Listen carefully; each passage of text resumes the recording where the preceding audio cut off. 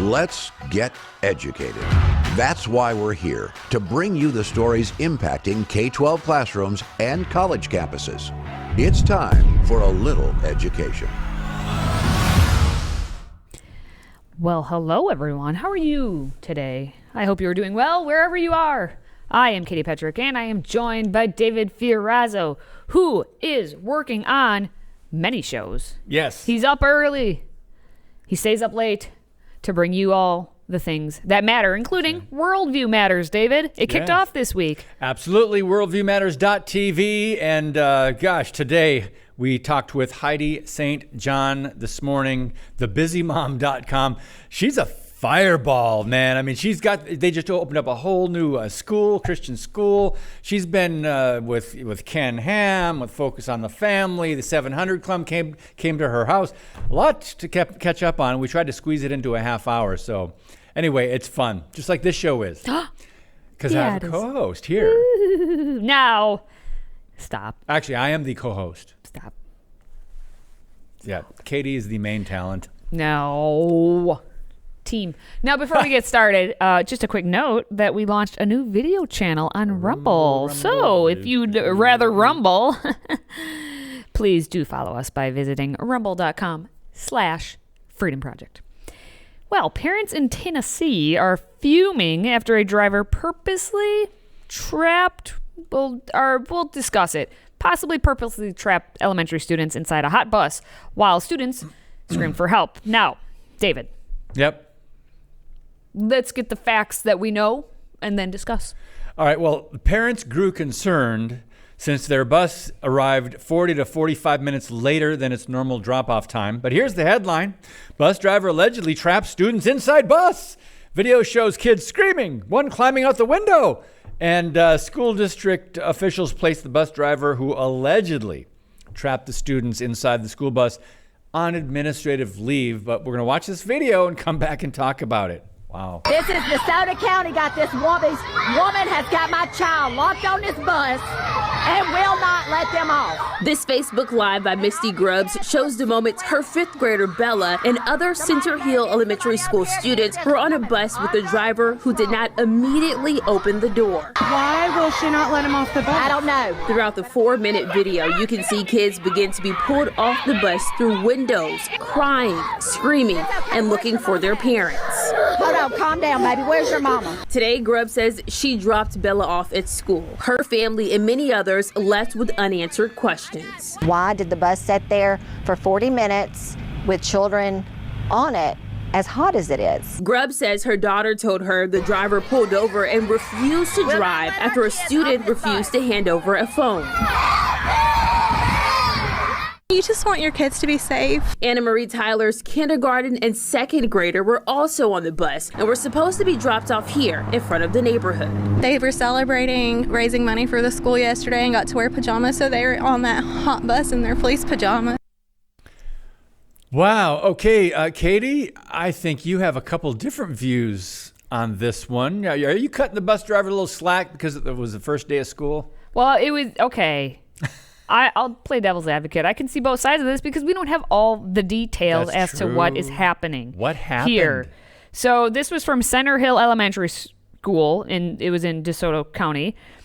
And so you saw what happened, and of course someone makes the social media post about it, and then that goes relatively viral, and then the news has to get involved, and so then, we get their side of the story, but we don't get the bus driver side of the story.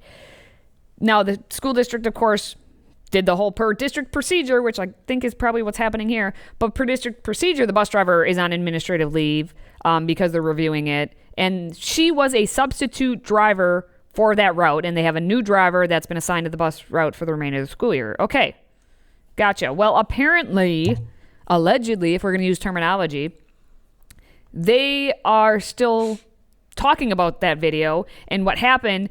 And as even DeSoto County Schools bus driver and driver trainer Terry McIlroy said, there's two sides to every story.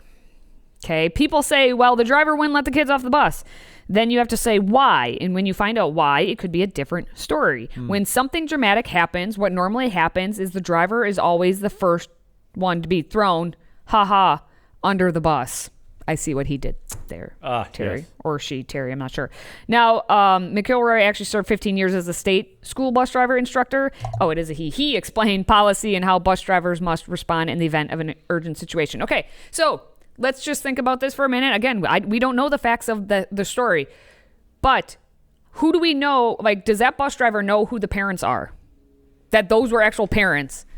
Or were they just yelling, give me the kids, give me the kids? Like, you need to know who that kid is being given to, if that's the actual parent, because then the bus driver is the one held responsible. If one of those kids would have gotten off that bus and gone with someone else, lawsuit. Now you have a lawsuit as well. Wow. I'm not saying what the bus driver did was right or wrong. I don't know. And I'm going to say it because I'm around toddlers with my own, and it group mentality. One child started crying, they all start crying. Right. It just escalates into hysterics. If the parents, honestly, do we know if the kids didn't start crying because the parents started screaming outside and got scared about that? That's a good point. We don't know.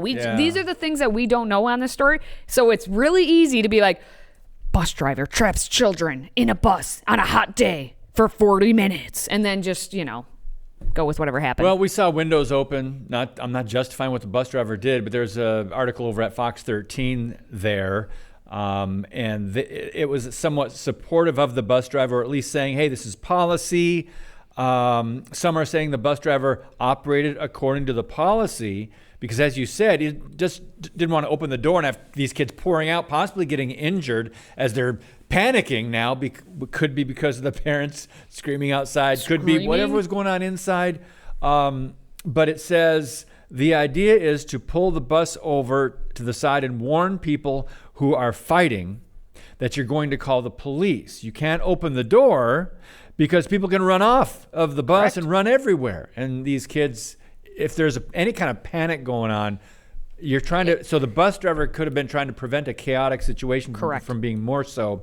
But it says there's a Mississippi state law that says it shall be unlawful for any individual other than a student scheduled to be a passenger upon that particular bus, a member of the public school administration or faculty, or a law enforcement official, to directly or indirectly interfere in any way with passenger ingress and egress or the operation, including unauthorized boarding thereof, of a bus used in public school student transportation unless permission has been obtained as prescribed by pertinent rules, and then it goes on. So it's interesting. I'm waiting for an update on this because I think a cell phone was taken away. I don't know what exactly what we happened. don't know the full original story as to why the bus got pulled over in the first place, but we do know that there are two sides to every story, and so far in this one, the parents' version is winning because if you share social media, it goes like wildfire. You put a chaotic video up on Facebook Live. People don't know all the details. They just hear some commotion and kids on a bus, and hey, one kid climbing out a window. You're thinking, hey, what's going on? Everybody kind of gets this mob mentality, but still to come. An English teacher in Massachusetts is put on leave after introducing an unapproved book to students on the second day of school. That, of course, discusses graphic sex and other age inappropriate content. And we'll talk about that next.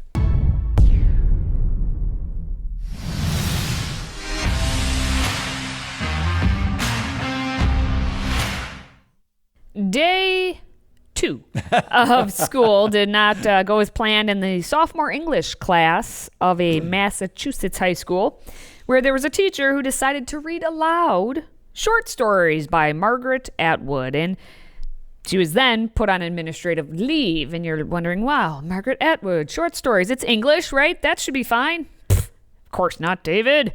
It's what's the actual content of said short stories. Well, these short stories are called Happy Endings. And it contains some sexual things that one mother thought were inappropriate. Take a look. Just one? She was in shock. She was just in shock that this was actually being spoken about. Feeling uncomfortable and a bit disgusted after her 15-year-old daughter returned from her second day at Westport High School. The student says her English teacher had the class read some provocative literature. There was sexual stuff in there that I don't think is age appropriate. And even so, something like that sexually should be taught in home, not in school. This mother doesn't want to be identified, but says her daughter's teacher read a collection of short stories called Happy Endings by author Margaret Atwood aloud in class. Westport Community School Superintendent Thomas Aubin says this was not a part of the curriculum and that the district is investigating the incident and the teacher. We're certainly looking into it, but at a very cursory look, I'm not a little concerned. I'm concerned, especially day 2 of school.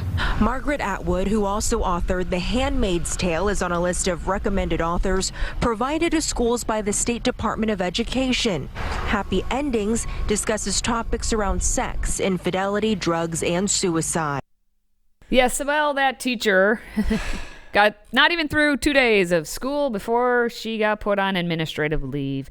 Now, as you heard there, Thomas Albin, the Westport Community School Superintendent, he said Happy Endings was not part of the curriculum. So the question to me is, how did you already go so far off script on day 2?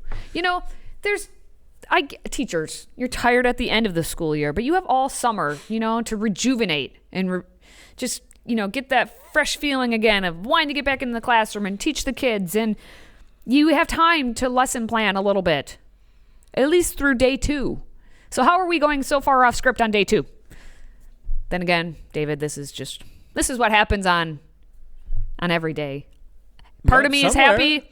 Part of me is happy they were at least reading something. Of course, they had to be short stories. Couldn't read a full novel. But it makes you wonder how many cases like this across the country occur where the students are, whether they're ashamed or embarrassed or whatever, they don't go home and tell their mom. Oh, absolutely. They just go, wow. And they don't know how to understand.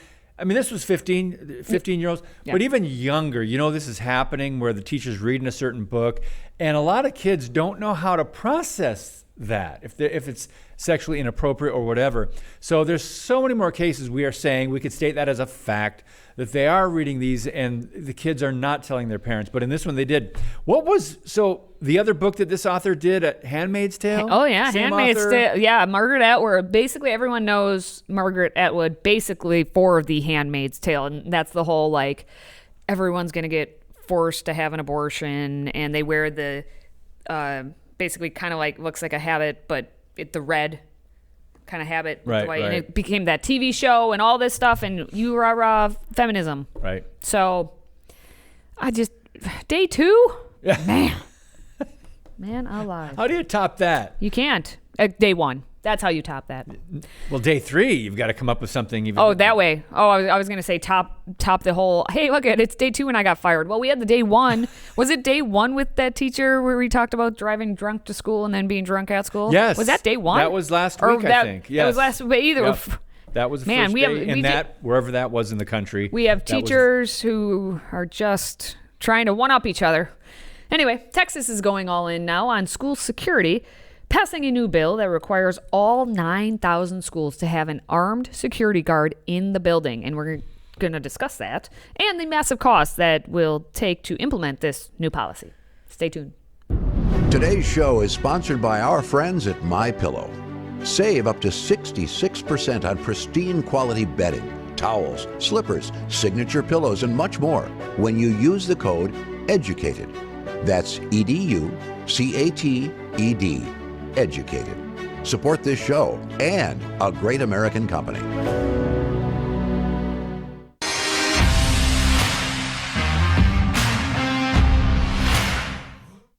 We have some actual happy endings. See, I see what you did there. All right, well, we have actual happy endings. At least that's the plan in the state of Texas for all Texas schools this year. And the happy ending would be that all school children and teachers and staff remain safe. There's a new law that is taking effect this month requiring Texas school districts to have at least one armed officer on every campus. And if a district is unable to do this, then they must have a good cause exception with an alternative plan. All right, so this all stemmed from House Bill 3. It goes past day 2. This is number 3 now. We're working our way up here. House Bill 3, which gave new security requirements, but it's already kind of proving to be a little bit challenging by looking at the price tag that is associated with it. And it's for districts of all the different sizes, this funding. And also, hey, what about the availability of officers who are trained? Let's take a look at what they had to say. It will take time to achieve this legislative goal. Joy Baskin oversees policy and legal services for the Texas Association of School Boards. She explained that the accountability for hiring armed officers at every campus lies with school boards, who can claim a good cause exception with an alternative plan. One option that the legislature suggests is considering what we call a school marshal or a school guardian. That would be a person on staff trained to carry a firearm on campus. The shooting at Uvalde's Robb Elementary School over a year ago prompted the changes. An 18-year-old gunman entered the school and killed 19 children and 2 teachers. Uvalde parents and many others urged lawmakers to raise the age to buy an AR-15 style weapon from 18 to 21. But the Republican-controlled legislature never seriously considered it. Chief Bill Avra is the president of the Texas School District Police Chiefs Association. TEA and the School Safety Center and all of the agencies involved in this recognize that this is a huge undertaking. There are over 9,000 campuses in the state of Texas. The Texas Association of School Boards estimates the cost to place an armed officer at one campus is $80,000, but the state is only providing a $15,000 grant per campus, a tiny fraction of the money needed. Yeah, so let's go over those numbers one more time. Yeah. So they're estimating about $80,000 for one armed officer. So you got to add that to your budget line now. Is that for the year? Yeah. School year? School year. And then you know what? I'm not sure if that includes like during the summer, if that officer has to also be there, even because there's still staff in summer school maybe in that. Yeah, so probably not. I don't know. Okay. Yeah. So that's $80,000. Well, here you go. Every single different school district, you get $15,000 per campus. Okay. I guess not per district, per campus. There are 9,000 campuses or more. Okay. That's a lot of money. Yeah. But per district, or per, I should say campus, which means per district also, that's not a lot of money. Okay. The Texas legislature helped out by increasing security funding per student by 28 cents. Per student. Here's an extra. Okay, how many? You have 100 students. Here's 28 cents per student. So for an elementary school with 300 students, which is okay about that, you're getting a whole $84 coming back to you to help out with paying for that. That doesn't sound like a lot. Security officer. It doesn't. Not in today's economy. Yeah. Well, first of all, it's the ongoing debate that we didn't have 50 years ago. How do you keep the kids safe? At school, and what is it worth? So this is a question that taxpayers also in each state need to debate, because are you willing to do that? I mean, some people, no matter what, no matter how much or little it costs, they do not want armed guards. There's those on the left that no matter what, I don't want anybody in school with a gun. There's that debate. So Correct. It's an interesting. I'm glad they're trying to do something. We'll see how it comes out. But yeah, they're getting a grant of $15,000 per campus. That's what the state is providing, and that which is you would say a drop in the bucket compared to the $80,000 it would cost, depending on the district too. How many buildings? True. Even if you're a small district, you might be broken up by elementary, middle, and high. So that's 3 guards that you need, and big districts need more. Now, the question, as always, which you indicated, is the debate and knowing what to do. But you go back to story number 1, where these parents are, give me my kids, get them off the bus. We're trying to follow policy and procedural protocol to keep your kids safe. So do you want us following it, or do you want to just take your kids when you want them? So like there is always that debate of both ways about safety for the children, because as soon as, unfortunately, a shooting happens, that's when now that's when people look back and point fingers and have lawsuits because of the craziness that's happening in our society. Well, unfortunately, it's going to cost money. Security costs money. Ask the famous Hollywood actors and actresses, the celebrities, the music stars, the people in the Senate and Congress, and ask them. They're anti-gun, right? But they have armed security guards, and at their home too. I'm sure they have gated homes and security. Anyway, so yeah, it does cost money. If you have to go back to 9/11, which we're this week, another September the 11th came around, and it changed the world. What happened on 9/11, 2001? Security costs and what they're doing in airports and everywhere else. So why would we not look into this for schools? All right. Well, still to come, we have the incredible story of 2 collegiate football players and the selfless act to keep them playing together for one more year. It's a wonderful story, and you don't want to miss it, so stay tuned. If you have a smartphone, tablet, Roku, or Apple TV, consider downloading the Freedom Project Media app. It's 100% free and includes all of our weekly shows, plus lecture series, archive programs, and award-winning animated videos for families like the Presidential Minute, Battles of America, and Heroes of the West. Don't rely on the social media giants to keep you informed. Simply download the Freedom Project Media app from your app store and allow notifications. And we'll let you know when a new video is ready.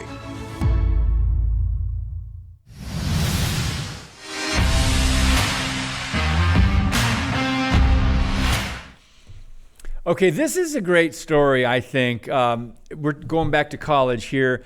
The headline, when he saw a teammate juggling multiple jobs, a player gave him his scholarship. So Zach Conti is an offensive lineman at Eastern Michigan University. He has worked multiple jobs in order to stay in school and to play football. He's a Michigan native, and he joined his team as a walk-on, which means he was not on a scholarship in 2019. And one of his teammates did what many people would say, that's unthinkable. But we're going to talk about this. It's really a unique story. We'll watch the video and come back. Okay, here we go. I've been working landscaping ever since 2019. It's been like my most consistent income. I also rip out tile for my father and then rip out carpet as well. And I've also donated plasma before. It was exhausting, but I knew I wanted to play football, so it was all, this is what I got to do it. We'd see him come home at night with wheelbarrows or, mounds of dirt in the back end of his truck. He was going to walk away and probably jump in the transfer portal to see if a smaller division would help him with scholarships. Two-time captain and right tackle Brian Dooley has been on scholarship and a starter for the Eagles since 2019. I knew I had to do something for him to help him out. And he said, Coach, I am willing to give up my scholarship and to give it to Zach Hunt. Where are you, Dooley? Yeah, see? Let's go!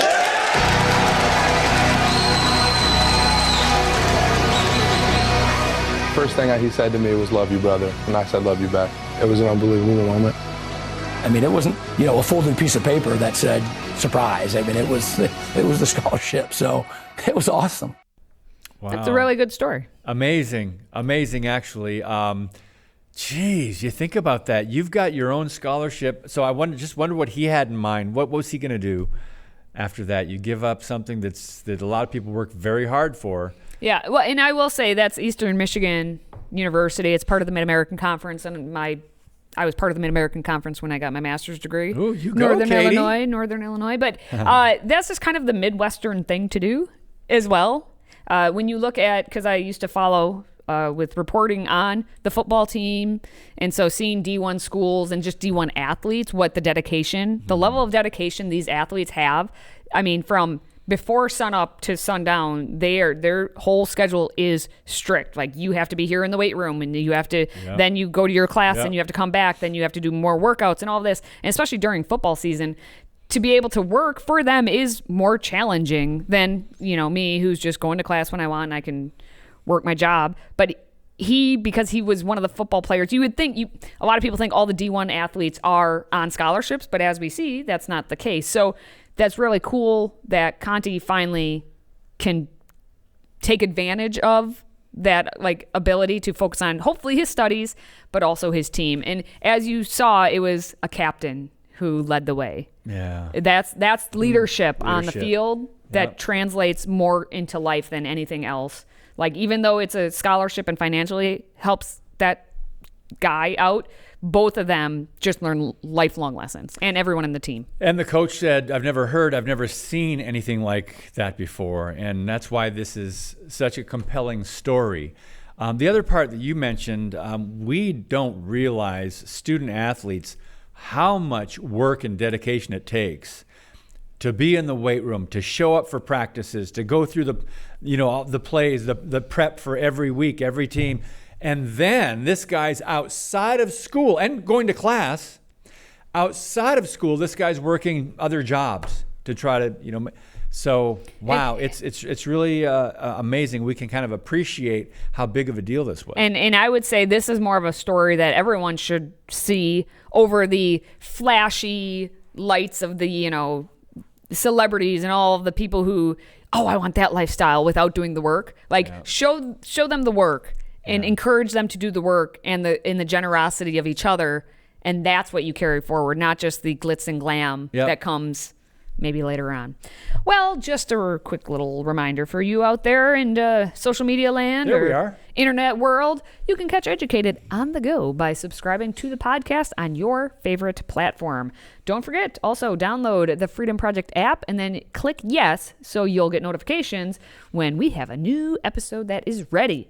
Now, for David and myself, thank you for watching, thank you for listening, and thank you for supporting this show. Until next time, stay educated.